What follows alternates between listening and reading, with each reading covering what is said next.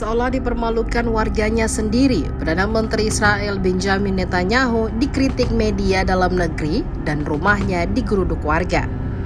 Salah satu yang menarik perhatian yakni sikap media Israel memberitakan tentang tentara Zionis tak akan sanggup untuk menghancurkan Hamas hingga menyelamatkan sandera.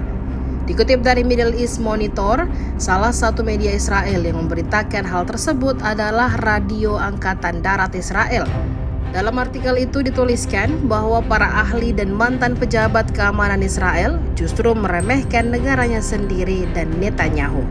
Pasalnya, Tel Aviv tidak mungkin menggabungkan tujuan yang dinyatakan untuk menghancurkan gerakan Hamas dan menyelamatkan para sandera. Hal senada juga disampaikan oleh mantan Kepala Departemen Operasi Jenderal Angkatan Darat Cadangan Giora Eilen. Dia pun memuji Hamas sebagai sebuah organisasi belum terpecah. Kondisi ini bukan karena kepemimpinannya yang masih ada, namun kondisi tersebut lantaran tujuan Hamas sangat sederhana, yakni bertahan dan tabah.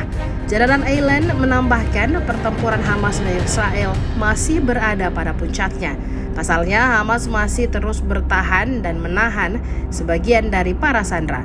Maka Jenderal Eilen mengasumsikan bahwa Israel pada tahap tertentu akan terpaksa berhenti karena tertekan internasional atau alasan lain.